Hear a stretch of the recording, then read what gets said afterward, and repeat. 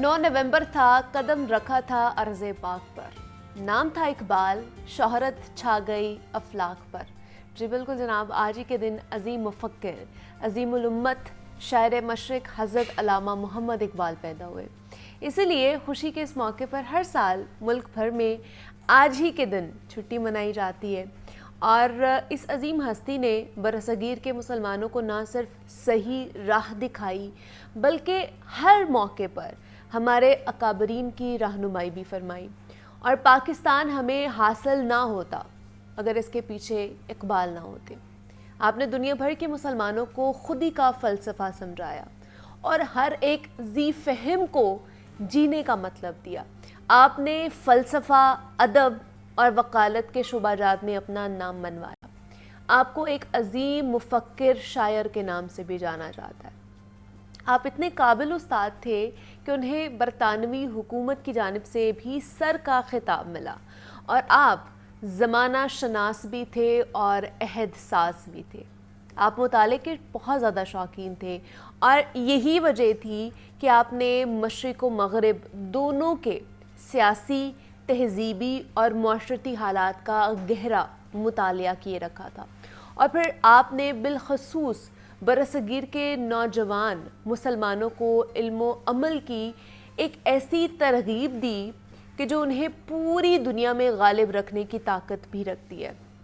आपने अपनी शायरी से मुसलमानों को ख्वाबों की गफलत से जगाया और उनके ऊपर काहली का छाया हुआ जमूद तोड़ भगाया।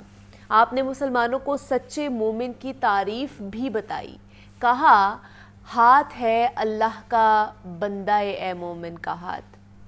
और जिससे ये हमें एक साफ वाज़े पैगाम भी मिलता है कि आप मोमिन बनने को किसी आम इंसान से बहुत आला समझते थे, कि एक ऐसा इंसान जिसके लिए अल्लाह की मदद बराह रास्त उतरती हो।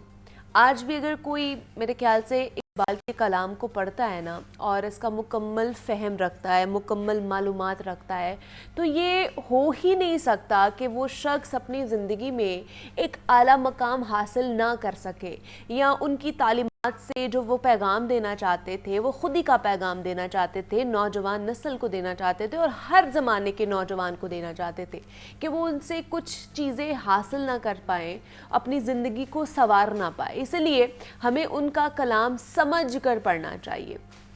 उर्दू के अलावा उनका कलाम हमने देखा है कि फ़ारसी ज़ुबान में भी मौजूद है, इंटरनेट पे मौजूद है, किताबों की शक्ल में भी मौजूद है, और जिसे ना सिर्फ ईरान ने और तुर्की के लोगों ने समझा बल्कि मगरबी ममालिक ने भी अपने निसाब का हिस्सा बनाया है। इल्लामा इकबाल के कलाम को, वो फ़ारसी का कलाम हो जाए, वो उर्दू, हमारे यहाँ पे क्योंकि उर्दू समझी जाती है, उर्दू बोली जाती है, तो हमारे यहाँ पे उर्दू के कलाम को ज़्यादा परवान चढ़ाया जाता है। मगर हम में से अक्सर लोग इसके फैज़ से अब तक महरूम हैं, जो शायद हमारी सबसे बड़ी बदकिस्मती भी है कि हम इसकी प्रेवलेंस के ऊपर काम नहीं कर पा रहे हैं, इसके रुझान की तरफ काम नहीं कर पा रहे हैं। हमारी जो नई नस्ल है, हम उनको इस तरफ राग़िब नहीं कर पा रहे हैं। तो हमें क्या चाहिए कि हम इकबाल के कलाम को पढ़ने की आदत बना लें और उसे अपनी रोज़ाना की रूटीन में ज़रूर शामिल करें, ताकि आज जिन मुश्किलात में हमारा पाकिस्तान घिरा हुआ है हम इससे निकल सके और यहाँ का जो नौजवान है वो दुनिया भर में छा जाएगा।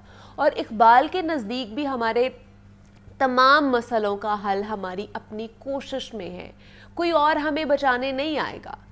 इकबाल ने खूब कहा है कि जनाब, खुदा ने आज तक उस कौम की हालत नहीं बदली है ना जिसे ख़याल अपनी हालत के ख़ुद बदलने का हो। कि इकबाल अपने कलाम में भी हमें यही पैगाम देता है कि उस कौम की हालत अब तक नहीं बदलती है जिसे अपनी हालत बदलने का ख़याल ही ना हो, जो अपनी हालत ख़ुद ही ना बदलना चाहती हो। तो अल्लाह पाक भी उनकी मदद तब तक करता है जब वो जुस्तजू करते रहे, जब वो मेहनत करते रहे चेंज लाने के हवाले से। तो ये खुदी का पैगाम हमें इकबाल के इकबालियात से मिलता है, उसकी तालीमात से मिलता है, उनके फ़लसफ़ों से मिलता है। बहुत बड़े फ़िलासफ़र थे और आज तक उन जैसा फ़िलासफ़र दुनिया ने नहीं पाया है, कोई और नहीं आ पाया है। और एक और कहते हैं कि जनाब, इकबाल तेरी कौम का इकबाल खो गया, इकबाल तेरी कौम का इकबाल खो गया, ماضی تو سنہرا تھا مگر حال کھو گیا. بڑا ہی خوبصورت یہ مجھے لگا صبح سویرے جب میں پڑھ رہی تھی اخبار کے بارے میں کہ اس میں جتنے بھی ہمارے مسائل تھے سب ہی جو ہے بیان کر دیے گئے ہیں کہ ماضی تو ہمارا سنہرا تھا مگر حال کھو گیا. کہ ماضی میں ہم نے دیکھا کہ جب یہ ایک الگ پاک مملکت ہم نے حاصل کرنی تھی, کس طرح ہمارے بڑوں نے, اقبال, قائد اعظم, باقی لوگوں نے کس طرح جد و جہد کی. اقبال نے خواب دیکھا اور علامہ اقبال نے خواب دیکھا, قائد اعظم نے اس خواب کی تعبیر کی, اس کو پورا کیا, ایک الگ مملکت حاصل کی, اس کے لیے جد و جہد کی, اس کے لیے کتنی قربانیاں دی. وہ سنہرا تھا ہمارا ماضی جس میں ہر کوئی یکجاں ہو کے, ایک جان ہو کے ایک دوسرے کی مدد کرتا تھا, ایک دوسرے کی حفاظت کرتا تھا, اپنے ملک کے لیے کام کرتا تھا, ملک کو بچانے کے لیے کام کرتا تھا, اس کو آگے بڑھانے کے لیے کام کر رہا تھا. اور آج کا ہمارا حال, کیا آپ کو لگتا ہے کہ ماضی سے بہتر ہے؟ بے شک ہم لوگ بہت زیادہ ماڈرنائز ہو گئے ہیں, ہم لوگ بہت زیادہ ڈیولپ ہونا شروع ہو گئے ہیں, لیکن پھر بھی کیا آپ کو لگتا ہے کہ جو ہمارے ان بزرگوں نے اس وقت محنت کی تھی, کیا آج کے دور میں ہم وہ محنت کر پا رہے ہیں؟ کیا جو پیغام, جو فلسفہ ہمیں اقبال کی اقبالیات سے ملتا ہے, تعلیمات سے ملتا ہے, کیا ہم ان کو میٹ کر پا رہے ہیں؟ کیا ہم انہیں سمجھ بھی پا رہے ہیں؟ کیا ہم انہیں پڑھا بھی پا رہے ہیں؟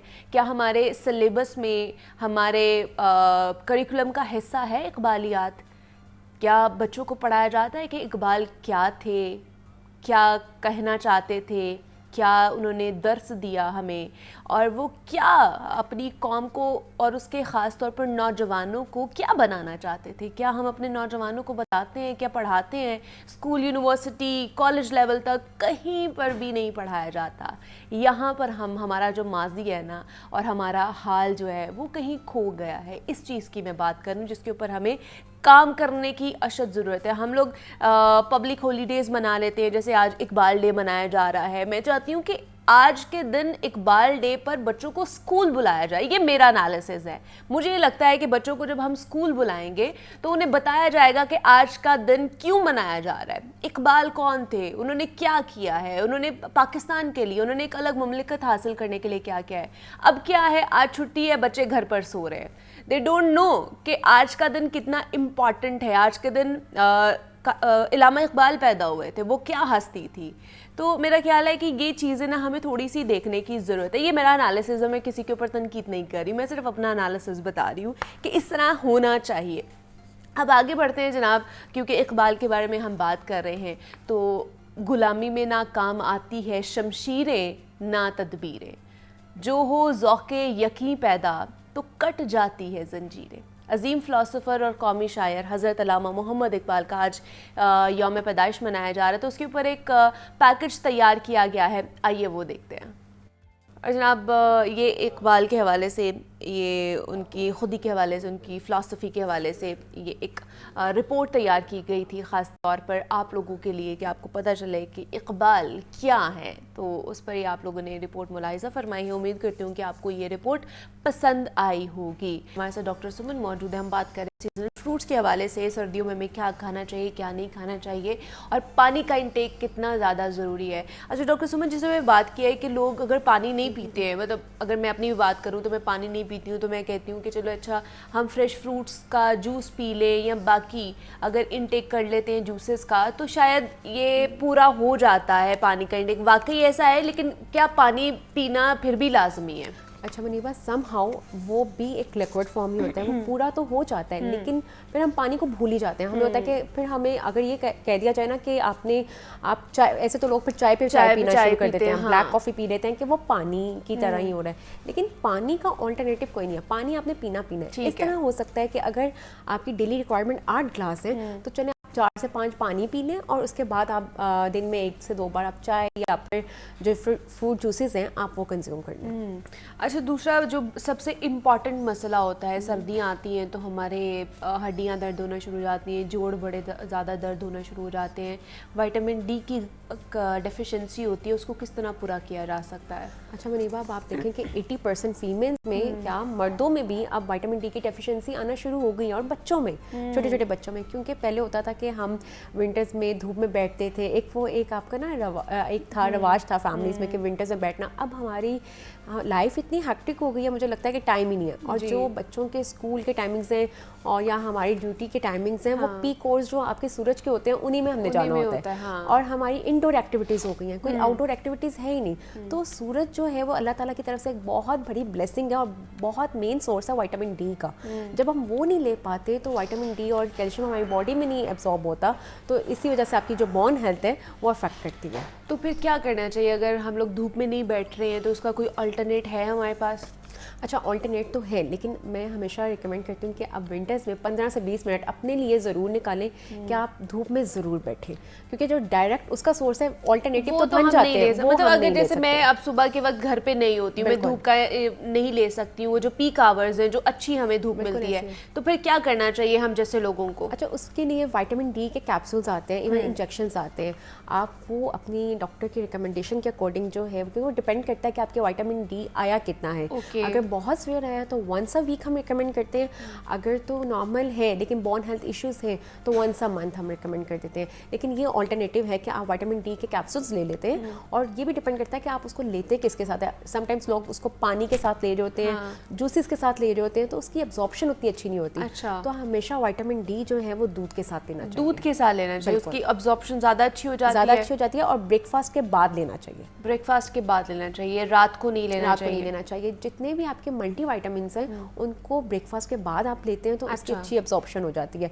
आप वो ले सकते हैं और उसको दूध के साथ लेना है। अच्छा। लेकिन ये भी डिपेंड करता है कि अब सारी मेडिसिन हम दूध के साथ नहीं देते। जैसे हम आयरन जो है वो हम दूध के साथ नहीं देते क्योंकि उसके एब्जॉर्प्शन को रोक देते हैं। तो आपने विटामिन डी हमेशा दूध के साथ ही लेना होता है। और बच्चों को भी क्या ये दे सकते हैं, मतलब इसके अगर कैप्सूल्स हैं या इसका इंजेक्शंस हैं? बिल्कुल। और बच्चों के लिए ना गमीज आ गई हुई हैं, बच्चों के लिए उनकी एज के अकॉर्डिंग आपकी गमीज आ गई हैं, आप वो कंज्यूम करवा सकते हैं। इवन सिरप्स आ गए हैं हर एज ग्रुप के, विटामिन डी, कैल्शियम, जिसमें मैग्नीशियम, जिंक, ये तमाम वो सारे आपके विटामिन हैं जो आपकी बोन हेल्थ के लिए बहुत अच्छे हैं, जो आपकी बोन हेल्थ को स्ट्रॉन्ग करते हैं। तो इनके लिए सिरप आ गया। हर एज ग्रुप का वेरी करता है कि आप कितनी क्वांटिटी में दें, कितनी डोज में दें, आपने टैबलेट्स देनी है या सिरप देना है।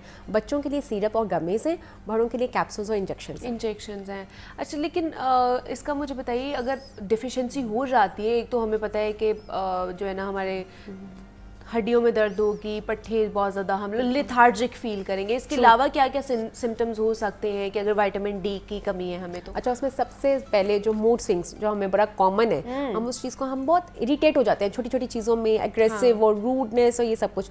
तो विटामिन डी की डेफिशिएंसी ही है कि एक तो वो हो गया मूड स्विंग्स के साथ साथ आप थोड़ा सा भी काम करते हैं ना तो आप थक जाते हैं, बच्चे भी हों, बड़े भी हों, और हर टाइम आपके सर में, आपकी शोल्डर्स में एक पेन रहती है कि आप थके रहते हैं कि आपने खाना खाया भी है, आपने अपने प्रॉपर मील्स भी लिए हैं, बट वो एक डेफिशिएंसी तो नहीं ना पूरी, जो प्रोलॉन्ग टाइम पीरियड से आपकी बॉडी में एक डेफिशिएंट है एक चीज़, तो वो तो उस टाइम एक दिन में अगर आप कोई कंज्यूम करें तो वो पूरी नहीं होगी। अच्छा। इसीलिए कहते हैं कि या तो आप सूरज में बैठना शुरू कर दें, अगर आप नहीं बैठ सकते किसी भी रीज़न की वजह से, तो आप अपनी डाइट में विटामिन डी के सोर्सेज और कैल्शियम के सोर्सेज दें।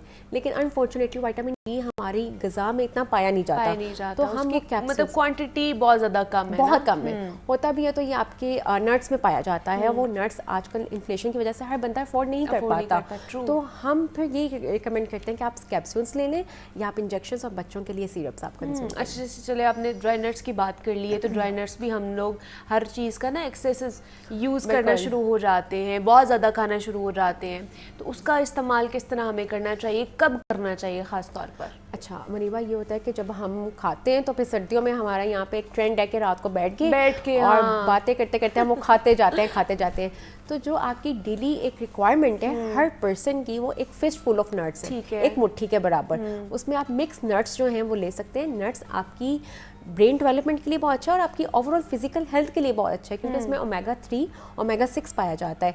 तो आप ये इस्तेमाल कर सकते हैं। जैसे हम कह देते हैं कि 7 से 8 बादाम, 2 वॉलनट्स, क्योंकि जब भी आप किसी हेल्दी चीज़ का भी एक्सेस अमाउंट में इस्तेमाल करेंगे तो वो भी आपकी बॉडी में कोई ना कोई प्रॉब्लम करेगी। तो हर चीज़ को एक मॉडरेशन में, एक मॉडरेट राइट अमाउंट में, एक क्वांटिटी में खाना चाहिए। और अगर आप फिश फुल ऑफ नट्स ले रहे हैं तो उसके साथ फिर आपने पानी का इस्तेमाल ज़रूर करना है। और ये लोगों की बड़ी एक होती है कि अगर हम नट्स खा रहे हैं तो हमें एक्नी का इशू हो जाती है। हाँ, तो कि वो कहते हैं जी ये गर्म होते हैं तो इसलिए सिर्फ सर्दियों में इसका इस्तेमाल करें, गर्मियों में ना करें। हमारे यहाँ पे ये मिथ भी है। ये एक मिथ है, वैसे हम गर्मियों में भी इस्तेमाल कर सकते हैं क्योंकि ये ओमेगा 3 ओमेगा 6 मैंने बताया कि हमारी बॉडी में, इवन ये कैंसर्स के पेशेंट के लिए आपके नट्स जो हैं वो बहुत अच्छे हैं क्योंकि ये आपकी बॉडी में जितने आपके सेल्स होते हैं जो डैमेज हो रहे होते हैं उनको रिपेयर करने में भी हेल्प आउट करता है। तो ओमेगा 3 ओमेगा 6 सबसे ज़्यादा हमारे नट्स में ही पाया जाता है। ठीक है। और जो लोग नट्स का इस्तेमाल नहीं कर सकते कि महंगे हैं या कुछ भी, तो आप सीड्स, मैं हमेशा बताती हूँ फ्लेक्स सीड्स, अलसी के बीज हो गए, आपके तिल हो गए, पंपकिन सीड्स, इसमें भी ओमेगा 3 ओमेगा 6 पाया जाता है। तो आप इनको भी क्रश करके, ब्लेंड करके आप अपनी डाइट में किसी तरह भी कंज्यूम कर सकते हैं। मतलब आपके पास ऑल्टरनेटिव भी है। ऑल्टरनेटिव कि अगर आपके पास मतलब आपकी जेब इजाज़त नहीं दे रही है कि आप इतने महंगे जो है ड्राई फ्रूट्स खाएं, तो आप जो है नट्स से भी जो सीड्स हैं उनके थ्रू भी अपनी जो डिफिशिएंसी है उसको पूरा कर सकते हैं। सीजनल फ्रूट्स, एक तो उस पर बात करें कि कौन कौन से सीजनल फ्रूट्स खाने चाहिए। दूसरा ये कि ख़ासतौर पर सर्दियों में एक तो हमारी जो नींद की ड्यूरेशन है ना डॉक्टर सुमन, बहुत ज़्यादा हो जाती है। हम जितना मर्जी सो जाएं, लेकिन अगर हम सुबह उठते भी हैं तो हम एक्टिव नहीं अपने आप को देखते हैं, बॉडी बड़ी लेथार्जिक फील करती है। तो इस तरह की सिनेरियो में हमें किस तरह की डाइट लेनी चाहिए जो हमें एक्टिव करे, जो हमारी इम्यूनिटी को बूस्ट करे? अच्छा मुनीबा, उसमें सबसे पहले ये जो मौसम सरमा के फ्रूट्स हैं ना, ये तो आपके इम्यूनिटी बूस्टर्स हैं। आप ये समझें कि ये एक बहुत बड़ी ब्लेसिंग है अल्लाह ताला की तरफ से, क्योंकि आजकल अभी हम बात कर रहे थे कि स्मॉग आ गई है और सबकी जो हेल्थ कंडीशंस है वो बड़ी जो है डिक्लाइन हो रही है और बड़ी डैमेज हो रही है। तो उसमें इम्यूनिटी आपने किस तरह बूस्ट करनी है कि आप इन्फेक्शन से बच सकें। तो उसमें सबसे पहले ये है कि आपके जितने ये फ्रूट्स हैं, किन्नू, मौसमी, बीट रूट, जो चुकंदर है, गाजर है, ये विटामिन सी है और विटामिन सी ही आपकी इम्यूनिटी को बूस्ट अप करता है। तो डेली 1 से 2 या 2 से 3 सीजनल फूड अपनी डाइट में ज़रूर एंगेज करें। अच्छा। और एक प्रॉपर बैलेंस डाइट रखें ताकि आपकी बॉडी एक्टिव रहे। और इनका बेस्ट टाइम कौन सा है इनटेक करने का? अच्छा, इसका आपका आप ब्रेकफास्ट, इन बिटवीन ब्रेकफास्ट और lunch 10 to 11, 11 to 12, post dinner आपने नहीं करना कोई भी फ्रूट, क्योंकि समटाइम्स लोगों को शुगर होती है तो पोस्ट डिनर हम फ्रूट अलाउ नहीं करते। या जिनका कंसर्न होता है कि हमने वेट लॉस करना है तो पोस्ट डिनर हम कोई मीठी चीज़ अलाउ नहीं करते। आप बिफोर 5 to 6 PM आप कोई भी फ्रूट 2 क्वांटिटी में आप कंज्यूम कर सकते हैं। और ये सारे विटामिन सी है, इवन फाइबर इनमें बहुत अच्छा है और ये स्किन के लिए बड़ा अच्छा है। कि आप, मेरा तो वो बड़ा फेवरेट वो एक जूस है बीट रूट और कैरेट जूस जो होता है, ABC जिसको कहते हैं, Apple, beet root and carrot. तो वो आपकी स्किन के लिए बड़ा रिफ्रेशिंग होता है। तो इसमें जिन लोगों में ये खून की कमी होती है, HP को, उसको भी रिकवर करता है, उनको भी जो है वो रिकवर करता है। और अगर आप पिएंगे रोजाना की बुनियाद पर तो आपकी हेल्थ भी अच्छी होगी, आपकी स्किन भी अच्छी होगी, आपके बाल भी अच्छे होंगे। और क्या चाहिए आपको? डॉक्टर सुमन इश्तियाक हमारे साथ मौजूद है। डॉक्टर सुमन, बहुत शुक्रिया आपके वक्त का कि आप यहाँ पर आई और सीजनल फ्रूट्स, ड्राई फ्रूट, पानी का इंटेक कितना ज़रूरी है और विटामिन डी हमारे लिए कितनी ज़रूरी है उस पर बात की। यहाँ पर छोटी सी ब्रेक लेते हैं, मिलते हैं इस ब्रेक के बाद।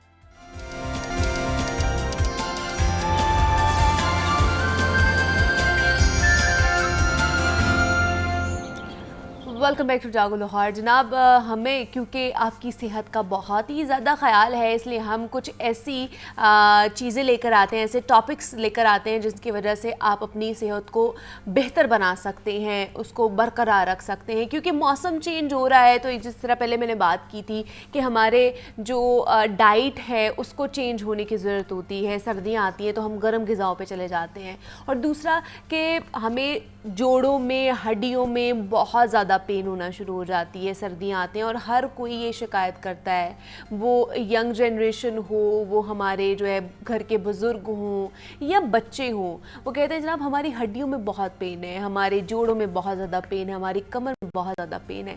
तो इसकी क्या वजह है? आर्थराइटिस भी हो सकता है। अब ये हमने आज जानना है कि आर्थराइटिस है क्या, ये बीमारी क्या है, किस वजह से हो सकती है, इसकी तशखीस किस तरह की जा सकती है। अब सब कुछ मैं ही नहीं आपको बताऊंगी, इसके लिए हमारे साथ एक्सपर्ट मौजूद हैं जो हमें बताएंगे कि आर्थराइटिस की बीमारी एक्चुअली में है क्या और किस तरह इसको प्रिवेंट किया जा सकता है। तो इस पर बात करने के लिए प्रोफेसर डॉक्टर फैसल मसूद साहब हमारे साथ मौजूद हैं, किंग एडवर्ड मेडिकल यूनिवर्सिटी शोबा हड्डी और जोड़ के इंचार्ज हैं। डॉक्टर फैसल, आपको वेलकम कहती हूँ जागो लाहौर में। कैसे हैं आप? अल्लाह का शुक्र, बहुत शुक्रिया जी मेहमान नवाजी का। डॉक्टर फैसल, आर्थराइटिस क्या बीमारी है और किस रीज़न की वजह से ये होती है? میں اپنی گفتگو کا آغاز ایک مزاحیہ بات سے کروں گا کہ کسی بندے سے پوچھا گیا جی جوڑوں کا درد کیا ہوتا ہے، اس نے کہا جی میں تو کنوارا ہوں، یہ کسی جوڑے سے پوچھیں کہ جوڑوں کا درد کیا ہوتا ہے. سو آرتھرائٹس ہماری کوئی بھی عمل جس میں ہمارا جوڑ درد، گھساؤ، رگڑ یا حرکت کی کمی کا شکار ہو جائے اسے آرتھرائٹس کہتے ہیں. اچھا. اور اس کی بہت ساری وجوہات ہیں جن میں سے اس کو کہتے ہیں پرائمری آسٹیو آرتھرائٹس، جس میں جوڑ وقت کے ساتھ گھس جاتا ہے، جیسے ہمارے والدین میں، ہمارے بڑوں میں آ جاتا ہے، اس کو آسٹیو آرتھرائٹس کہتے ہیں. اس کے بعد سیکنڈری آرتھرائٹس ہے جس میں بہت ساری ایسی وجوہات ہیں جن کو ہم اپنی آگاہی کے بعد اپنی خوراک میں اور لائف سٹائل کی تبدیلی میں کرنے سے ان سے بچ سکتے ہیں. اچھا. جیسے نقرس ایک بیماری ہے جسے گاؤٹ کہتے ہیں، یورک ایسڈ سے زیادہ ہوتی ہے. اچھا. تو آپ ایسی غذائیں مثلا بڑا گوشت، سرخ گوشت، دالیں، ایسی چیزیں استعمال کرنے سے یورک ایسڈ زیادہ پیدا ہوتا ہے، اور یورک ایسڈ پھر جوائنٹ یا جوڑوں کا رخ کرتا ہے اور ان جوڑوں میں ورم، سوجن، تکلیف آ جاتی ہے. دوسری لیکن جس طرح آپ نے کہا ڈاکٹر فیصل کہ بڑا گوشت اور یہ سارے جو ریڈ میٹ ہوتا ہے اس کی وجہ سے یورک ایسڈ کا پرابلم بڑھ جاتا ہے، اور ویسے بھی یہ بہت زیادہ پریویل کرتا جا رہا ہے یورک ایسڈ کا پرابلم، لیکن ہمارے بڑے بزرگ ہیں وہ نہیں چھوڑتے ہیں بڑا گوشت یا میٹ کھانا نہیں چھوڑتے. وہ کہتے ہیں اس میں سے طاقت کا خزانہ ہے، یہی تو کھانا ہے ہم نے، باقی یہ برائلر اور یہ تو کوئی چیز ہی نہیں ہے کھانے کی. وہ اس کو کسی کھاتے میں نہیں گنتے. ہاں ایگزیکٹلی. ویسے لائف سٹائل بہت چینج ہو گیا ہے، ہماری اپروچ ٹورڈز دی فوڈ بہت چینج ہو گئی ہے، تو اس میں یورک ایسڈ سے زیادہ جو چیز اب سامنے آ رہی ہے وہ وائٹامن ڈی کی کمی بہت بڑی وجہ ہے. اس کے علاوہ ہماری مختلف قسم کی جو وائرسز آئے ہیں، جیسے ہمارا ڈینگی فیور ہے، کووڈ آیا ہے، تو وائرسز کے بعد اسے کہتے ہیں ریئیکٹیو آرتھرائٹس، یعنی کہ آپ کو انفیکشن ہوئی، اس کے بعد اس انفیکشن کے اثرات میں آپ کو آرتھرائٹس ہو گیا. ہیپیٹائٹس بی اور سی بہت کامن ہے پاکستان میں، اور اس وجہ سے ہمارے ہاں ریئیکٹیو آرتھرائٹس بہت ہے.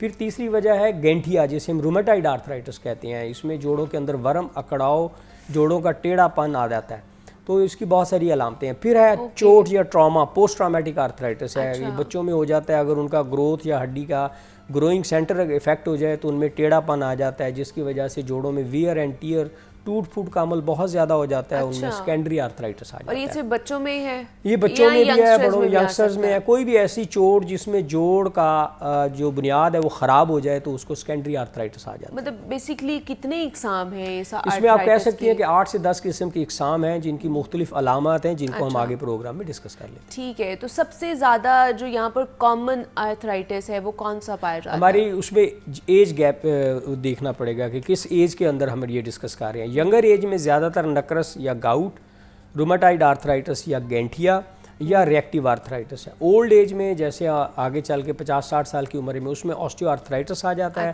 جس کو جوڑوں کا گھساؤ کہتے ہیں. یا ہمارے آٹو امیون ڈس آرڈرز آ جاتے ہیں، جیسے اینکائلوزنگ اسپانڈیلائٹس ہے، سوریاٹک آرتھرائٹس ہے کہ جلد میں خارش اور آپ کی اسکیلنگ ہو جاتی ہے، ساتھ ان کے آرتھرائٹس آ جاتا ہے. تو آرتھرائٹس خود ایک مرض کے طور پہ پریزنٹ کر سکتا ہے، اور بعض دفعہ آرتھرائٹس اس مین مرض کی ایک علامت ہوتی ہے. جیسے آپ کو اگر رومیٹک فیور ہو رہا ہے تو اس میں آپ کی مین پرابلم ہارٹ کے اوپر ہے، لیکن آپ کے جوائنٹس بھی انوالو ہو جاتے ہیں. مختلف قسم کے بیکٹیریا آپ کے گلوں سے خراب ہوتے ہیں، اور کڈنیز اور جوائنٹس اور ہارٹ، تین چیز، اس کو رومیٹک فیور کہتے ہیں. اچھا ڈاکٹر صاحب، ینگسٹرز میں خاص طور پر جو ہماری ینگ جنریشن ہے اس میں میں نے دیکھا ہے کہ وہ نا مسلز اور خاص طور پر جو جوڑوں کے درد میں بہت زیادہ اس کی شکایت کرتی ہے کہ جی ہمارے کبھی گھٹنے میں درد ہونا شروع ہو گئے، کبھی ٹخنے میں درد شروع ہو گئے، کبھی پوری ٹانگ میں درد ہونا شروع ہو جاتا ہے، صبح اٹھتے ہیں تو دوسری ٹانگ میں بھی ہونا شروع ہو جاتا ہے. تو یہ پھر کس طرح کی ٹائپ ہوگی آرتھرائٹس کی؟ یہ میں تو اس کو جس کے ہم عام طور پہ ویکنس کہتے ہیں. دیکھیے سردیوں میں ہمارے کیوں زیادہ، آپ نے پروگرام کا آغاز میں کہا، تو سردیوں میں ہمارے خون کا بہاؤ کم ہو جاتا ہے، ہمارے صرف وائٹل آرگنز کو رہتا ہے، تو ٹیمپریچر کا بہت بڑا فرق ہے. یہی وجہ ہے کہ جوڑوں کا مرض یورپ اور ٹھنڈے علاقوں کی نسبت ہمارے اس پارٹ آف دی ورلڈ میں کم ہے، لیکن اس کی ریشو اب زیادہ ہوتی جا رہی ہے، بیکاز اب ہم بہت زیادہ ایئر کنڈیشننگ کا شکار ہیں. ہمارا ٹیمپریچر ڈفرینس جو آتا ہے کہ ہم ایک آفس سے نکلتے ہیں اور باہر کی دھوپ ہے، دبئی وغیرہ والی سائڈ، مڈل ایسٹ میں اس کا بہت ریشو ہے، کیونکہ ان کا بھی ٹیمپریچر ڈفرینس بہت زیادہ ہے. باہر 53 ہوتا ہے، اندر آپ نے 20 کیا ہوتا ہے، تو باڈی کو ٹائم ہی نہیں ملتا کہ وہ کاپ اپ کر سکے. تو اڈاپٹیبلٹی ہماری بہت زیادہ آ گئی ہے، یعنی کہ آپ چلڈ کمرے سے یکدم ایک کوریڈور میں آئے ہیں which is having a temperature of 45، تو یہ ٹیمپریچر ڈفرینس بھی بعض دفعہ مسل پین اور آرتھرائٹس کا باعث بن اچھا باعث بن سکتا ہے یہ ٹیمپریچر جس پہ سردیوں میں ویسے آرتھرائٹس کی علامات یا وجوہات زیادہ کھل کے سامنے آتی ہیں کیونکہ جوڑوں میں خون کا بہاؤ کم ہو جاتا ہے. تو اس کے لیے پھر کیا کرنا چاہیے ہمیں اگر اس طرح کی علامات آ رہی ہیں؟ اور دوسرا یہ کہ بہت سے لوگوں کو میں نے یہ کہتے ہوئے سنا ہے کہ यूरिक एसिड बढ़ गया है, इस वजह से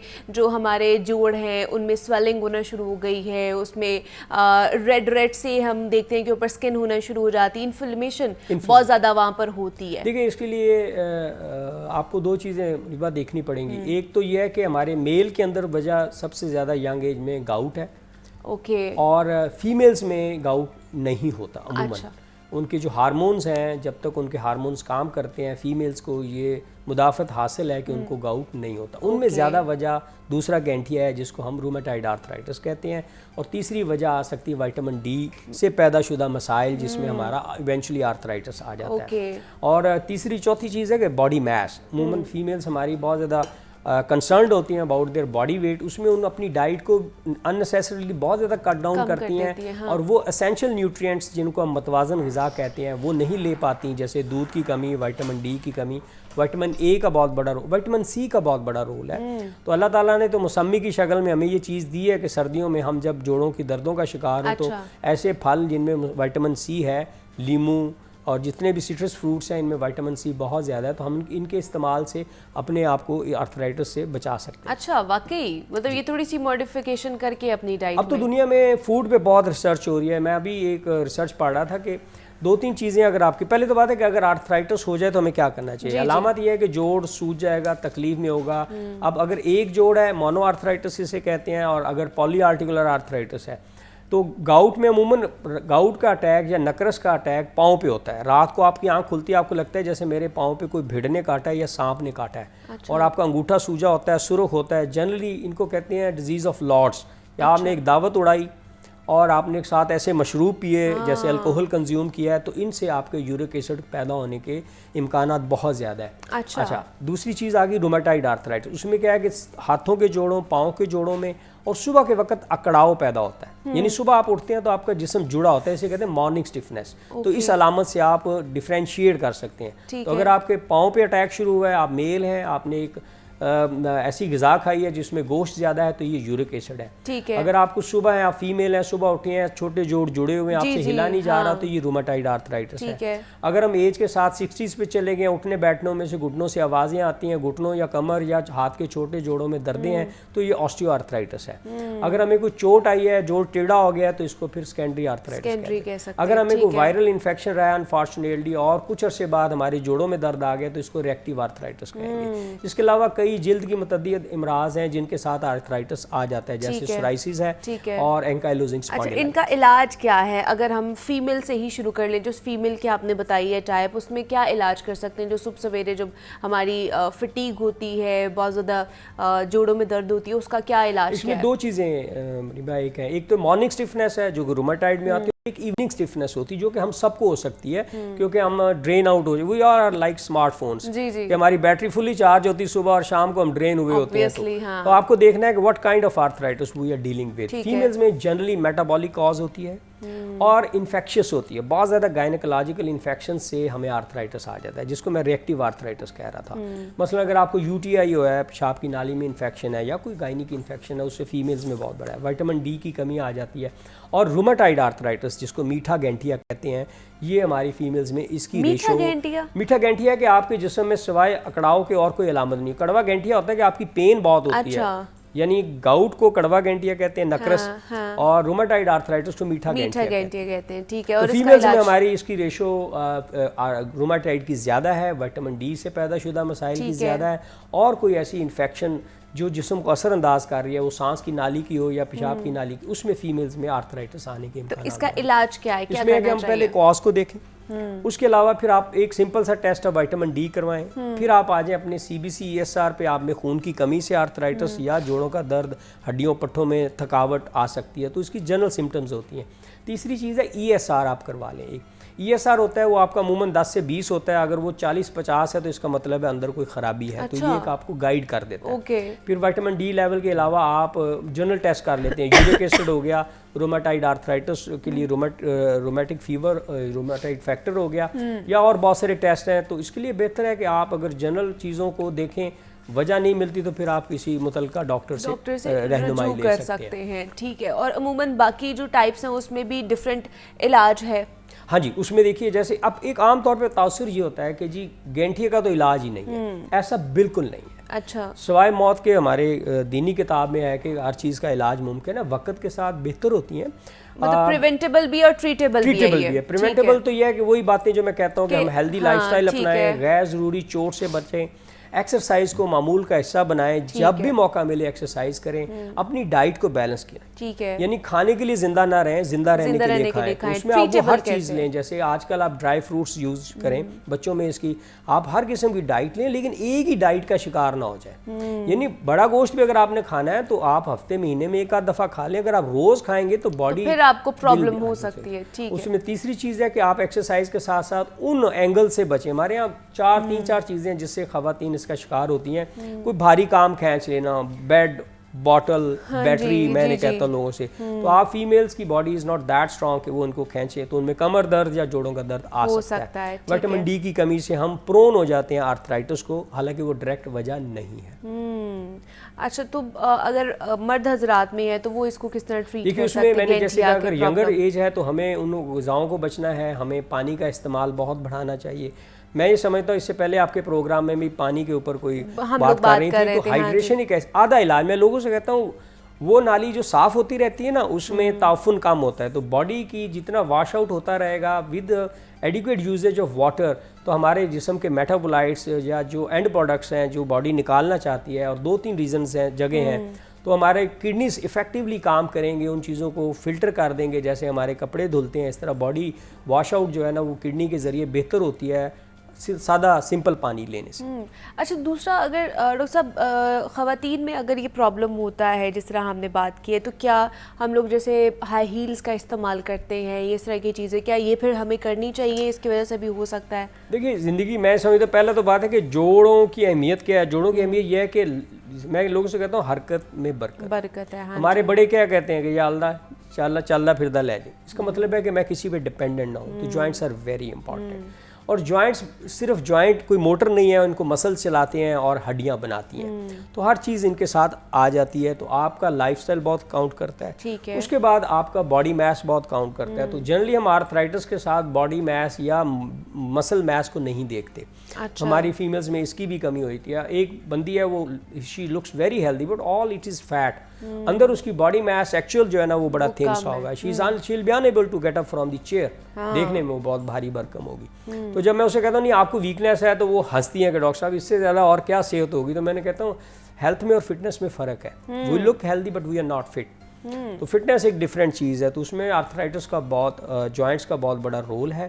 تو جوائنٹس کے لحاظ سے آگاہی یہ چاہیے کہ ہمیں آپ کو اس کی وجہ دیکھنی چاہیے، اور اوائڈیبل فیکٹرز کیا ہیں کہ ہمیں اپنی ہائیجین کو بہتر رکھنا چاہیے، پانی کے استعمال کو بڑھانا چاہیے، سلیپ کا بہت بڑا رول ہے. اچھا میں ایک ریسرچ ابھی پڑھ رہا تھا، اور چند بنیادی غذائیں اگر آپ لے آئیں جیسے ہمارا ان کا ذکر قرآن میں بھی آیا ہے، جیسے ان میں سے 2 چیزیں جو آرتھرائٹس میں بہت فائدہ مند ہیں. ایک ہے جی انجیر، اور ایک ہے زیتون. یعنی اور ہماری الہامی کتاب میں بھی اس کا ذکر ہوا ہے. اور آپ دیکھیے پہلے ہمارے بزرگوں کی بڑی لمبی عمریں تھیں اور ان کی فٹنس 900 سال مطلب ان کی رہی حضرت موسیٰ کی. تو اس طرح ہماری لائف کم ہوئی ہے. اس میں ایک انزائم آتا ہے ٹیلومریز.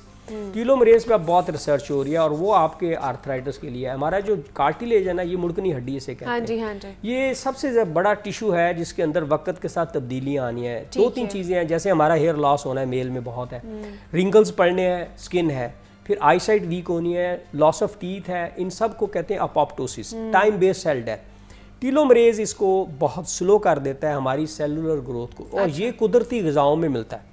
جیسے انجیر ہو گیا، السی کا استعمال، زیتون ہو گیا، اور یہ ساری چیزیں ہمارے نبی پاک نے بھی فرمایا، ہمیں قرآن پاک میں. اس کے بعد آپ کو جو ہے کلونجی کا استعمال. میں لوگوں سے کہتا ہوں کہ آپ دار چینی، کلونجی، سونڈ جسے کہتے ہیں خشک ادرک، اور آپ اس کو پیس لیں السی کو، ان کا ایک صفوف بنا لیں. آپ قہوے میں ڈال لیں، سالن میں ڈال لیں، جسٹ لائک آپ کیسے کسی گرم مسالے کو ڈالتے ہیں. تو اس پہ بہت زیادہ ریسرچ ہو رہی ہے کہ ان میں ایسے انگریڈینٹس ہیں جو آپ کو نیچرلی آرتھرائٹس سے بچا سکتے ہیں. کیا بات ہے، اتنا نیچرلی طریقہ آپ کو بتا دی کہ آپ اس کا پاؤڈر بنا کے آپ اس کو اپنی غذا میں شامل کریں، تو خاص طور پر جو ہڈیوں اور جوڑوں کا پرابلم ہے اس سے کافی حد تک آپ کو جو ہے نا وہ ریلیف مل جائے گا. ہمارے ساتھ ڈاکٹر فیصل مسعود موجود ہے. ڈاکٹر فیصل بہت شکریہ آپ کے وقت کا کہ آپ یہاں پر آئے اور आर्थराइटिस के हवाले से हम बात कर रहे थे। मुझे यहाँ पे एक छोटी सी ब्रेक लेनी, आपने कहीं नहीं जाना, मिलते हैं इस ब्रेक के बाद।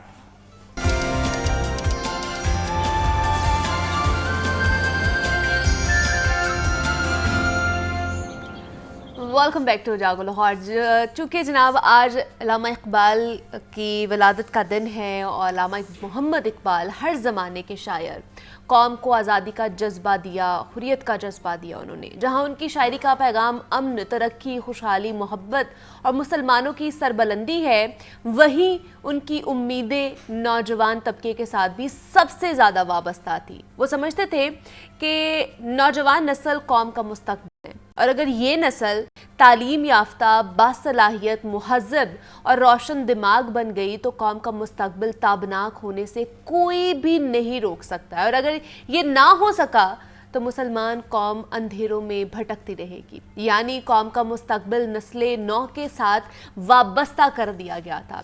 इसलिए वो चाहते थे कि ये नस्ल आगे बढ़ने के लिए दीनों दुनिया के तमाम उलूम से आगाह हो और आज के नौजवान की जो जिम्मेदारी है कि वो साइंस और टेक्नोलॉजी के नए रमूज तक रसाई हासिल करे, उन्हें सीखे, आगे बढ़कर सीखे और जो काम इस कौम के बुजुर्गों के हाथों पाया तकमील को नहीं पहुँचा वो इस कौम के नौजवानों के हाथों अंजाम पजीर हो। और इकबाल खुद कौम के नौजवानों के लिए हमेशा फ़िक्रमंद रहते थे। उनके कलाम से भी हमें पता चलता है कि वो क्या पैगाम देना चाहते थे, ख़ासतौर पर नौजवान नस्ल को। और उनकी आरज़ू थी कि इसी तरह नौजवानों के अंदर भी एहसास और कौम का दर्द पैदा किया जा सके जो उस वक्त के हमारे बुज़ुर्गों के अंदर था। इकबाल के दिल से हमेशा इस किस्म की दुआ निकलती थी कि जवानों को सोज़े जिगर बख्श दे, मेरा इश्क मेरी नज़र बख्श दे, खिर्द को ग़ुलामी से आज़ाद कर, जवानों को पीरों का उस्ताद कर। क्या बात है जनाब, और क्या ही खूबसूरत शेर जो है ना अल्लामा इकबाल ने ख़ासतौर पर नौजवानों की नज़र किया है और उन्हें बताया है कि आपने क्या करना है, आगे बढ़कर क्या करना है, कितनी जिद्दोजहद करने की आपको ज़रूरत है। तो इस पर आज हम बात करेंगे। इकबाल की शायरी के ऊपर बात करेंगे, उनकी किताबों के ऊपर बात करेंगे, उनके फ़लसफ़े के ऊपर बात करेंगे कि ख़ासतौर पर जवानों को, नौजवान नस्ल को वो क्या बताना चाहते थे, क्या पैगाम देना चाहते थे। इस पर हमारे साथ बात करने के लिए हमारे जो बड़े ही एक्सपर्ट मेहमान, मेरे ख्याल से उनसे अच्छा इसके ऊपर कोई भी हमें बयान और हमसे बात नहीं कर सकता था। प्रोफेसर अहमद हमाद साहब की मैं बात कर रही हूँ, मुसन्निफ़ शायर हैं और हमारे साथ आज इन स्टूडियोज़ में मौजूद हैं। सर आपको वेलकम कहती हूँ जागो लाहौर में, कैसे हैं आप? जी शुक्रिया, मैं बिल्कुल ठीक हूँ।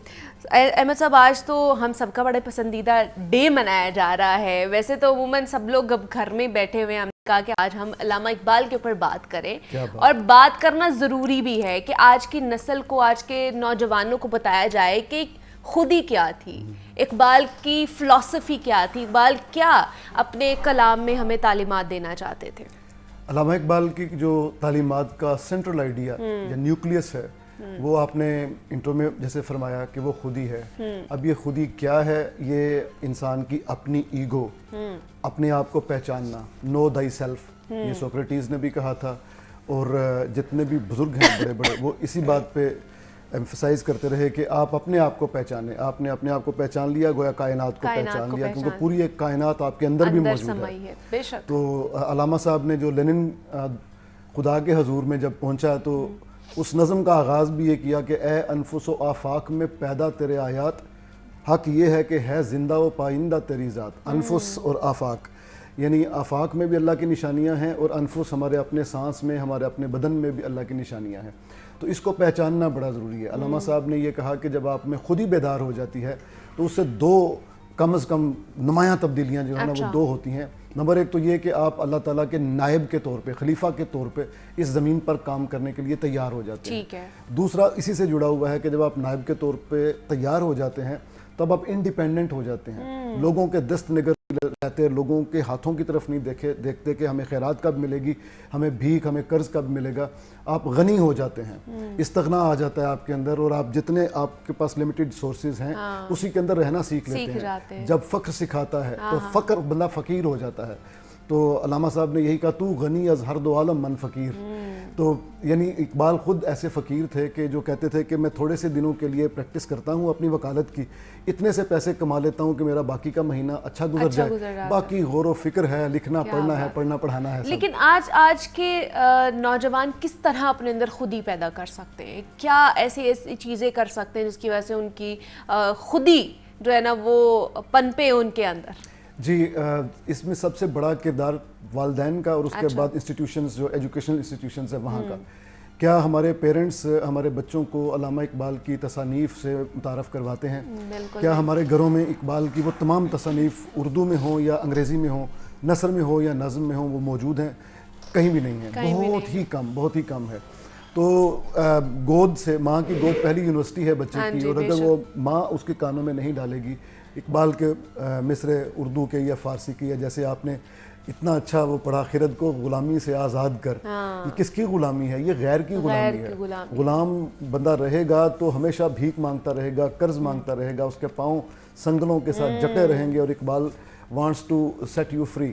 اور اقبال کی جاوید نامہ جو ایک طویل نظم ہے, ہم ہیلے بہانے سے ہر کتاب پہ تھوڑا روشنی ڈالتے رہے بھی ہیں اس پروگرام میں, اور آج بھی کوشش کریں گے. صرف اقبال کی تصانیف کی بات ہو, اقبال کی جو جاوید نامہ ہے وہ ایک طویل نظم ہے, اس کے اوپر تھوڑی سی میرے خیال سے ہم نے پہلے بھی ریویو تھوڑا بہت دیا ہوا ہے نا, کتاب کا ریویو دیا. بالکل. تو کیا ملتا ہے, دوبارہ سے ذرا ریوائز کر لیں ہم تھوڑا کہ جاوید نامہ سے ہمیں کیا اخذ ہوتا ہے, کیا پیغام ملتا ہے؟ جی ویری کوئکلی, کہ جاوید نامہ ایک طویل نظم ہے, ایک کتاب میں پوری ایک نظم ہے.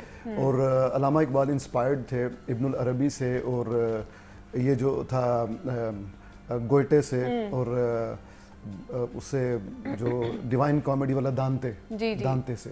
تو وہ چاہ رہے تھے کہ کچھ اس طرح کی نظم لکھی جائے جس میں اقبال کو مولانا روم گائیڈ کریں اور آسمانوں کی سیر کروائیں, اور ہر آسمان پر ان کو مختلف کریکٹرز ملتے ہیں اور ان سے گفتگو ہوتی ہے.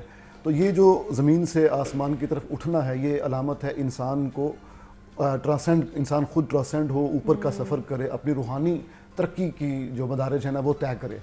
تو اقبال آخر پہ یہی کہتے ہیں کہ آپ اپنے آپ کو آزاد کریں, آپ غلام ہیں. اور جدید آج کا جو زمانہ ہے اس میں سنگلیاں باندھ کے تو غلام نہیں بنایا جاتا, قرض دے کے غلام بنایا جاتا ہے. تو آپ غلام بن جاتے ہیں. اور وہ بڑی ہی شاندار, اس میں بلکہ ایک میں ہمیشہ کوٹ کرتا ہوں کہ اس میں ایک نبیہ ہے, جو کیونکہ بعض اقوام میں نا نبی کا تصور یہ ہے کہ عورت بھی نبی ہو سکتی ہے. نبیہ ہے اور وہ کھڑی ہو کے واز کر رہی ہے, عورتوں کو اکسا رہی ہے کہ تمہیں مردوں کی کیا ضرورت ہے. وہ فیمنسٹ ہے, بڑی تگڑی قسم کی, اور نیگیٹیولی فیمنسٹ ہے, پازیٹیولی نہیں. ہم ظاہر ہے سب خواتین کے حقوق کے حق میں کے لیے تو آواز اٹھاتے ہیں, بات کرتے ہیں, لیکن وہ کہہ رہی ہے کہ تمہیں مکمل طور پہ انڈیپینڈنٹ ہو جانا چاہیے.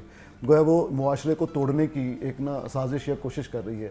اقبال نے اس پہ روشنی ڈالی, پھر آگے بڑھتے چلے گئے, اور شاندار سفر ہے, ہر شخص کو پڑھنا چاہیے. اچھا, آج کا جو نوجوان ہے وہ کس طرح کی جو ہے نا ان میں سے کون کون سی کتاب پڑھ سکتا ہے جس سے اس کو بڑا ایک اچھا میسج ملے؟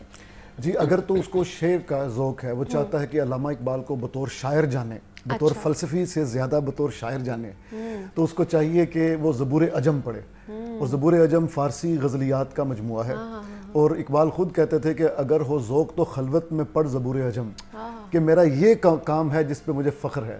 اقبال غزل کہتے تھے, اور غزل فارسی میں انہوں نے ایسی کہی کہ سبحان اللہ. اور بڑے بڑے جو فارسی کے جن کی مادری زبان فارسی تھی وہ آشش کر اٹھے کہ کیا کلام ہے آپ کا. تو اور حدیقہ کیانی نے یہاں گائی بھی ہے, از چشم ساقی مستی شرابم. تو با شاندار غزلیں ہیں اس میں زبور عجم میں. پھر نوجوانوں کو پست باید کرد اقوام شرق, یہ بڑی ہی شاندار کتاب ہے. یہ اقبال کی تمام کتابوں سے باریک ترین کتاب ہے, چھوٹی سی ہے اور فارسی میں ہے. اور اس میں انہوں نے کہا کہ یہ جو آپ نے مغرب کے علوم سارے حاصل کر لیے ہیں, سائنس ٹیکنالوجی اچھی بات ہے, لیکن یہ سب مادہ کو ڈسکس کرتے ہیں اور جزیات کی طرف اس کی توجہ ہوتی ہے. سائنس جو ہوتی ہے وہ پارٹ کا مطالعہ کرتی ہے. ہولسٹک پکچر انسان کی, انسانیت کی, کائنات کی اور کائنات کے بنانے والے کی ہولسٹک پکچر جو ہے وہ سائنس نہیں دے سکتی. تو اس لیے آپ واپس آئیں. مشرق زندہ و تابندہ تھا, مشرق نے مغرب کو لیڈ کیا تھا, کیا یہ دوبارہ نہیں ہو سکتا؟ یہ مشرقی رہنساں نہیں ہو سکتی, نہیں یعنی نشاط ثانیہ نہیں ہو سکتی. تو اس کتاب میں اقبال نے نشاط ثانیہ کے لیے کچھ سجیشنز دی ہیں. ہر نوجوان کو وہ پڑھنی چاہیے کہ وہ کیا ہیں. اللہ تعالیٰ کو پہچاننا, نبی کریم صلی اللہ علیہ وسلم کا اتباع کرنا. یہ علامہ اقبال نے کہا کہ وہ ان کا آئیڈیل مرد مومن جو تھا وہ رسول اللہ صلی اللہ علیہ وسلم کی ذات مبارکہ تھی. تو وہ تمام خصوصیات ہم میں بھی پیدا کرنا چاہ رہے ہیں. بلکہ انہوں نے یہ بھی فرمایا کہ جو معراج النبی صلی اللہ علیہ وسلم کا واقعہ ہے یہ دراصل ہمیں درس دیتا ہے کہ ہم بھی بلندی پہ جا سکتے ہیں. تو آپ کو لگتا ہے کہ جو اس وقت اقبال نے ایک خواب دیکھا تھا ایک الگ مملکت کا، نوجوانوں کا، کہ وہ ایک الگ ملک میں ترقی کریں گے، بڑے باشعور ہوں گے، باصلاحیت ہوں گے، کیا وہ پایہ تکمیل تک پہنچ سکا ہے اگر اس کو دیکھا جائے تو آج کے زمانے میں؟ بالکل نہیں پہنچا، بلکہ ہر حوالے سے ہم زوال کا شکار ہیں. مثال کے طور پہ ہمارا انٹلیکچوئل جو ہے اس وقت، کیا وہ قوم کو وہ درس دے رہا ہے جو اقبال نے دیا تھا، اپنے خطبات میں دیا تھا؟ اقبال یہ کہتے تھے کہ اسلام ایک زندہ قوت ہے، اس نے 1000 سال حکومت کی ہے، ہر طریقے سے علم پہ حکومت کی ہے، دلوں پہ حکومت کی ہے، عقلوں پہ حکومت کی ہے، ملکوں پہ حکومت کی ہے. تو یہ اس میں قوت ہے، ہم میں قوت نہیں رہی. ہم میں وہ قوت اسی وقت پیدا ہوگی جب ہم دوبارہ اس کے ساتھ جڑ جائیں گے. تو ہمارے ملک میں دیکھیں نہ انٹلیکچوئل طبقہ اس کو سمجھ رہا ہے، نہ اس کو پروپیگیٹ کر رہا ہے. ہند کے شاعر و صورت گر و افسانہ نویس، آہ بیچارے کے اعصاب پہ عورت ہے سوار. آج کے جو شعراء کرام ہیں ان کی شاعری اٹھا کے دیکھیں، سوائے وہی گل و بلبل و زلف و لب و زلف کے سارے قصے ہیں، سارے قصے ملیں گے. لیکن اس میں انسان کو آزاد کرنے کا درس نہیں ہوگا. ہم قرضوں میں جکڑی ہوئی قوم ہے اس وقت. اس سے نکلنے کی کوئی راہ ہم کس شاعر کی طرف دیکھیں؟ آج میں مطلب اپنے سینئر سے بھی پوچھتا ہوں، اپنے ہم عصر لوگوں سے بھی اور جونیئر سے بھی پوچھتا ہوں کہ مجھے بتائیے کہ اس قوم کو قرضوں کے دلدل سے نکالنے کا آپ کے پاس کیا سلوشن ہے؟ کوئی نہیں ہے، کیونکہ کم پڑھے لکھے ہیں. اور خود قوم جو ہماری ہے یہ بھی قرضے $1 ارب ڈالر کے لیے دیکھنا پڑتا ہے IMF کی طرف. تو اقبال تو چاہتے تھے کہ ہم لوگ اپنا نہ صرف یہ کہ ہم آزاد ہوں بلکہ ہم قیادت کریں. تو یہ بالکل ابھی ہماری، لیکن وہی بات ہے کہ اقبال نا امید نہیں ہے. نا امید اقبال اپنی کشت ویراں سے ذرا نم ہو تو یہ مٹی بڑی زرخیز ہے ساقی. اور ہماری مٹی بڑی زرخیز ہے، واقعی ہے. بس یہ ہے کہ ہمارے جو نوجوان نسل ہے ان کو ایک رائٹ پاتھ وے نہیں ملتا ہے. جی ہاں، بلکہ ان کو گائیڈنس نہیں ملتی. آپ کی بات سے یاد آیا کہ جب اقبال نے خطبات دیے جو دا ریکنسٹرکشن کے نام سے چھپے ہوئے ہیں، the reconstruction of religious thought in Islam, تو ایک غیر مسلم نوجوان اقبال کے پاس آیا کہ یہ کیا ہے، آپ نے مجھے مزید سمجھائیں. اقبال نے افسوس سے کہا کہ جن کے لیے لکھی نہیں تھی، جن کے لیے لکھی تھی ان میں سے تو کوئی نوجوان نہیں آیا، اور جن کے لیے نہیں لکھی تھی وہ آتے ہیں آگے پوچھتے ہیں کہ یہ آپ نے کیا لکھا. آپ وہ خطبات پڑھیں، ایک تو اس کی انگریزی اور پھر اس میں جو افکار ہیں بڑے بلند، بڑے اعلیٰ، بڑے انگریزی کے پروفیسر خوش ہوتے ہیں کہ یہ کیسی انگریزی لکھی ہے. لیکن کیا آج ہمارے نوجوانوں کو ان خطبات کا پتہ ہے؟ نہیں پتا. اور دوسرا میں یہ بھی کہوں گی سر کہ ہمارے جو پروفیسرز ہیں نا وہ بھی نہیں راغب کرتے ہیں بچوں کو. اپنے کلاسز میں، انسٹیٹیوشن میں نہیں بتایا جاتا ہے کہ اقبال کیا ہے. انہیں بتایا جائے، ان کے اوپر پریزنٹیشن دی جائے، ان کے اوپر بتایا جائے، ان کو یہ پروجیکٹ دیا جائے کہ آپ نے کر کے آنا ہے، تاکہ پتہ چلے کہ ہمارے جو لیجنڈز تھے، ہمارے جو بزرگ گزرے ہیں وہ کیا تھے. منیبا بالکل آخر پہ جانے سے پہلے میں ایک مشورہ ضرور دوں گا آپ کے توسط سے. علامہ اقبال کی ایک ڈائری پبلش ہوئی ہے اسٹرے ریفلیکشنز کے نام سے. ٹھیک ہے. تمام نوجوانوں کو وہ ڈائری لازمی پڑھنی چاہیے کیونکہ اقبال خود بھی جوان تھے جب وہ لکھ رہے تھے. کیا بات ہے، واہ جی واہ. بہت شکریہ پروفیسر احمد حماد صاحب ہمارے ساتھ موجود ہیں. سر بہت شکریہ آپ کے وقت کا کہ آپ یہاں پر آئے. اور یہاں پہ ایک چھوٹی سی بریک لیتے ہیں، ملتے ہیں اس بریک کے بعد.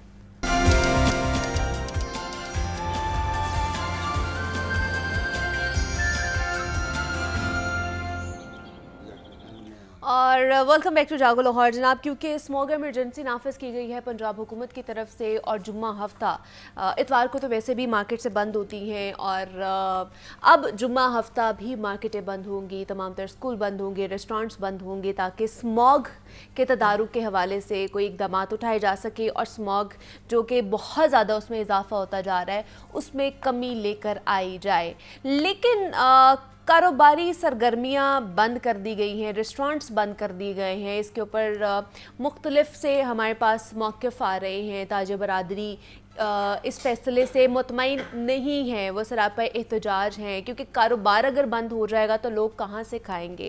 جو وہاں پر ملازمین کام کر رہے ہیں ان کے تو سیلریز میں کٹوتی ہو جائے گی. پہلے ہی انفلیشن اتنی زیادہ ہے، مہنگائی اتنی زیادہ ہے، تو ان کے بھی اپنے کنسرنز ہیں. کیا کیا کنسرنز ہیں اس پہ بھی بات کریں گے. تاجر برادری کیا کہتی ہے، اور اس کے اوپر ریسٹورینٹس جو مالکان ہیں، ریسٹورینٹس کے مالکان، وہ کیا اس حوالے سے کہتے ہیں. کیا ان کے پاس کوئی ایسا پلان ہے کہ جس پہ عمل درآمد برآمد ہو کر ریسٹورینٹس بحال بھی کیا جائے اور اسموگ میں کمی بھی لے کر آئی جائے. اس پر بات کرنے کے لیے 2 گیسٹ آج بڑے ہی اسپیشل ہمارے پاس موجود ہیں. نعیم میر صاحب ہیں, کون نہیں جانتا ہے انہیں, تاجر برادری کے رہنما ہیں اور انہیں ریپرزینٹ کرتے ہیں. نعیم صاحب آپ کو ویلکم کہتی ہوں جاگو لاہور میں, کیسے ہیں آپ؟ ٹھیک ہے, اللہ کا شکر ہے. اور ان کے ساتھ حبیب خان صاحب نے بھی ہمیں جوائن کیا ہے, لاہور ریسٹورینٹس ایسوسی ایشن کے ایگزیکٹو ممبر ہیں. حبیب صاحب آپ کو بھی ویلکم کہتی ہوں جاگو لاہور میں, کیسے ہیں آپ؟ السلام علیکم. وعلیکم السلام. سب سے پہلے تو نعیم صاحب آپ ہی سے جاننا چاہوں گی, جو پنجاب حکومت سے جو انہوں نے فیصلہ کیا ہے, مطمئن ہیں آپ کے نہیں؟ نہیں, پنجاب حکومت تو خود اپنے فیصلے سے مطمئن نہیں ہے بلکہ کنفیوز ہے. ان کو یہی نہیں سمجھ آ رہا کہ انہوں نے فیصلہ کیا کیا ہے. پریس کانفرنس میں کچھ بتاتے ہیں, نوٹیفیکیشن جو ہے, لیکن آپ لوگوں سے پوچھا کوئی مشاورت کی اس اعلان سے پہلے؟ مشاورت کرنی ہے, پتہ نہیں ان کو بھی لگتا ہے کہیں سے آرڈر ہی ملا ہے. بات یہ ہے کہ نہ یہ اپنا کسی سے پوچھتے ہیں, نہ مشاورت کرتے ہیں, نہ کسی کو بلاتے ہیں, بیکاز یہ الیکٹڈ لوگ تو ہیں نہیں. یہ تو عارضی طور پر آئے تھے, لیکن اتنے بڑے بڑے کام جو انہوں نے کرنے ہیں تو ان کا مینڈیٹ تو تھا نہیں, لیکن پھر بھی ان کو چاہیے تھا کہ مشاورت کرتے, بلاتے تو رستہ نکلتا کوئی. لیکن انہوں نے سکہ شاہی کی ہے, دھکا شاہی کی ہے, دھونس کی ہے, زبردستی کی ہے, اور ریاستی مشینری کو جو ہے نا انہوں نے استعمال کیا ہے. ابھی کر رہے ہیں پولیس کو. پولیس کا کام کیا ہے؟ پولیس کا کام تو جرائم روکنا ہے نا. ابھی میں کل جو ہے ہمارے واٹس ایپ گروپوں میں ڈی آئی جی صاحب کا ایک مبینہ ایک وائس میسج چل رہا تھا, اور اس میں یہ ڈی آئی جی صاحب ہدایات دے رہے تھے اپنے سبارڈینیٹس کو, پولیس والوں کو, کہ سوئے ہوئے شیرو اٹھو, سمارٹ لاک ڈاؤن جو ہے وہ لگ چکا ہے اور اب تم نے کام کرنا ہے, دن رات ایک کر دو.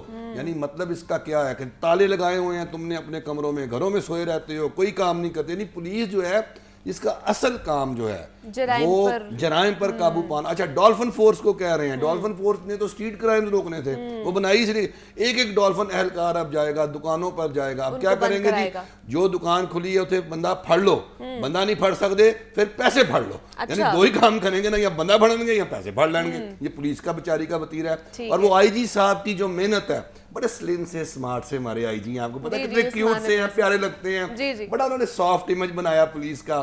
کبھی ہمیں برقی کمکمیں دکھاتے ہیں, کبھی ہماری بیٹیاں جو ہے, لیکن اچھا کام کر رہی ہیں, بڑا کیا, سن لیں نا, بڑا کام کیا نا. ہماری بیٹیاں اچھی بچیاں جو پولیس فورس میں بھرتی ہو گئی ہیں, وہ کام کرتی ہیں, ایک سافٹ امیج ہے. صوفے ہیں جی, دیکھیں جی کتنے قالین بچھے ہوئے ہیں, کتنے خوبصورت واش روم ہیں, ماڈل تھانے ہیں. آئی جی صاحب روز انٹرویو دے رہے ہوتے ہیں, اور اب پولیس وہی روایتی پولیس گردی کرے گی. یعنی وہ دیکھیں, یہ ایک مائنڈ سیٹ ہے. میں آپ کو بتاؤں, ایک چھلڑ ایک ٹرم تھی, آپ کو یاد ہے پولیس کے لیے ہم استعمال کرتے ہیں, چھلڑ ہے پولیس والے. وہ ٹرم جو ہے وہ مائنڈ سیٹ ہے, وہ کسی فرد کے لیے نہیں ہے. نیچے سے کانسٹیبل سے لے کے آئی جی تک, اگر آپ اپنا مائنڈ سیٹ چینج نہیں کرتے, یعنی عوام کو تکلیف جو دینی ہے آپ نے, عوام کے ساتھ ناجائز آپ نے جو کاروائی کرنی ہے, کاروباری سرگرمیاں نہیں بند کرنی چاہیے. یہ کاروباری لوگ جو ہیں وہ کوئی اسٹریٹ کرمنلز نہیں ہیں. آپ ان پر جو ہے وہ ڈولفن فورس چھوڑ دیں, آپ ان پر پولیس فورس کا دھاوا کر دیں, اور آپ وہاں پر جائیں اور ان کو ذلیل و خوار کریں. جو ٹیکس دیتے ہیں, جن کی تنخواہوں سے تنخواہوں سے جو ہیں جی یہ وردیاں پہنتے ہیں, جن کی تنخواہوں سے آئی جی صاحب یہ برقی کمکمیں آپ جلاتے ہیں, جو ماڈل آپ اپنا پولیس تھانے بناتے ہیں, ان کو آپ ہراساں کر رہے ہیں, ان پر آپ دھاوا بولیں گے. یہ نہیں ہونا چاہیے. یہ آئی جی صاحب آج آپ کی محنت پہ پانی پھر گیا. آج آپ نے پولیس کا جو امیج ہے, نہیں ہونا چاہیے, یہ آئی جی کو خراب جا رہا ہے. آئی جی کو سٹینڈ لینا چاہیے تھا, آئی جی کو, کہ میں پولیس کا جو امیج بنا رہا ہوں, امیج بلڈنگ کیا ہے, آج سارا شٹر ہو جائے گا کہ میں یہ کام کروں. یہ آپ نے اپنا موقف بتا دیا, اور آپ نے کہا ہے کہ ہمارے سے کوئی بھی جو ہے مشاورت نہیں کی گئی, پوچھا نہیں گیا ہے اس اعلان کے حوالے سے, اسمارٹ لاک ڈاؤن کے حوالے سے. حبیب صاحب, آپ سے پوچھا گیا, مشاورت لی گئی, کیونکہ آپ ایگزیکٹو ممبر ہیں لاہور کی جتنے بھی ریسٹورینٹس ہیں اس کے, تو کیا آپ لوگوں سے کچھ ہوئی مشاورت؟ نہیں جی, restaurant association, Lahore restaurant association کو تو انوالو نہیں کیا گیا, کوئی مشورہ ہم سے نہیں لی گیا. لیکن ہمارا موقف یہ ہے لاہور ریسٹورینٹ ایسوسیشن کا کہ اسموگ ایک ایسی چیز ہے جس پہ کنٹرول پانا بہت ضروری ہے. یہ بڑی خطرناک چیز ہے, اور لاہور ریسٹورینٹ ایسوسیشن ایموشنل نہیں ہوگی جیسے میر صاحب ایموشنل ہو گئے. ہم چاہتے ہیں کہ اس کا حل مل بیٹھ کے سارے سٹیک ہولڈرز, پوری پاکستانی قوم کیونکہ بہت زیادہ مہنگائی ہے, ایموشنل ہی ہے, اور بہت کنسرن بھی ہے کہ ہم کیا کریں. سولوشن نہیں ہے ہمارے پاس. سولوشن ہے, اسموگ کے سولوشن ہیں. बिजनेस बंद करना या लोगों की नौकरियां छीनना, क्योंकि देखें दिहाड़ी पे काम करते हैं बिल्कुल ज़्यादातर ऐसे ही है, रेस्टोरेंट्स हाँ में, जी। हम लाखों लोगों को एम्प्लॉयमेंट दे रहे हैं, प्रोवाइड कर रहे होते जी, हैं, हाँ जी। तो उनको असर होगा इससे सबसे True, ज़्यादा। true. ये आप समझते हैं अगर 3 दिन रेस्टोरेंट बंद करने से स्मॉग ठीक हो जाएगी तो नहीं होगी। देखें बारिश आनी है, हाँ कल शायद बारिश आ रही है तो शायद उससे बेहतर हो बेहतर हो जाएगा। और वो ये कहेंगे कि हमने लॉकडाउन लगाया था उसकी चलें, वजह से हो गया। चलें हो गया, लेकिन फिर दिसंबर में जब मौसम ऐसा आएगा तो फिर से स्मॉग आ जानी है। जी। तो ये सोल्यूशन नहीं है, बिजनेस बंद करना सोल्यूशन नहीं है। ठीक है। जो कॉजेज हैं जिस वजह से स्मॉग क्रिएट हो रही है उन चीज़ों पे जोर दिया ठीक जाए, है। और ये सोल्यूशन कोई 1 महीने या 1 सीजन में नहीं आएगा, ये 3-4 साल या 5 साल की एक पॉलिसी बनाई जाए, एंटी स्मॉग एक्शन प्लान। मैं ये तजवीज़ दूंगा हुकूमत पंजाब को ठीक कि है। एक एंटी स्मॉग एक्शन प्लान बनाएं। चले आप तो तजवीज़ दे रहे बीप साहब, मुझे बताइए आप फैसले पर अमल दरामद करेंगे, ये 3 दिन बंद रखेंगे अपना रेस्टोरेंट? जी बिल्कुल, हम देखें हुकूमत ये के अमल साथ दरामद नहीं करेंगे, इनसे अमल दरामद करवा लिया जाएगा। आपको क्यों नहीं समझ आ रही है? इनसे पूछें कि आप अमल दरामद करना चाहते हैं, तो इनका जवाब होगा नहीं। आप कहेंगे फिर अमल दरामद हो जाएगा तो ये कहेंगे जी आएंगे करवा लेंगे। हम इस फैसले से मुतफिक नहीं है, अच्छा। मुतफिक नहीं है, ठीक है। लेकिन चूंकि हुकूमती फैसला है, हम हाँ, तो हुकूमत उसके से ऊपर मिनोइन अमल दरामद कर लेंगे। हाँ अच्छा। कोऑपरेट करेंगे हुकूमत से, लेकिन ठीक। हम चाहते हैं कि इन ठीक द है। फ्यूचर हमें इस चीज़ में इंक्लूड किया जाए, मशवरा लिया जाए। ठीक हम है। उनको तजवीज़ देंगे कि देखिए दिल्ली के अंदर भी स्मॉग आई हुई है ना, बिल्कुल कोई ऐसे ही है। रेस्टोरेंट बंद नहीं हुआ, लेकिन उसके बाद फर्स्ट हमारा नंबर आता है है ना, जी। तो उससे बराबरी में हाँ हम जी, समझे। बराबरी पे है हमारा। लेकिन उनके इकदामात क्या हैं वहाँ आपको पता है? वही ना कि वहाँ पे लॉकडाउन नहीं है, लेकिन फिर भी वो कर रहे हैं, उसके ऊपर तदारुक कर रहे हैं उसके लॉकडाउन वाले जो से। होता है ना, स्मॉग लॉकडाउन, उसका मतलब है कि आप डीजल के ट्रक जो हैं, कंस्ट्रक्शन हो रही है जहाँ, एग्जैक्टली, इन उसको चीजों रोका को जाए, यहाँ- भट्टे जो है उसको उनको- रोका जाए, और- बाकी आज जो जलाई जा रही है उन्हें रोका जाए। ताज बरादरी को क्या क्या कंसर्न्स हैं और वो क्या चाहते हैं, वो उनकी बेहतरी के लिए भी हम यही चाहते हैं कि जो खासतौर पर कारोबारी सरगर्मियां हैं उनको ना बंद किया जाए, बिकॉज बहुत से लोग इससे अफिलिएटेड हैं। हबीब खान साहब भी हमारे साथ मौजूद थे। सर आपका भी बेहद शुक्रिया, और यहाँ पे मुझे इजाज़त दीजिए, अपना ख्याल रखिएगा, अल्लाह हाफिज़।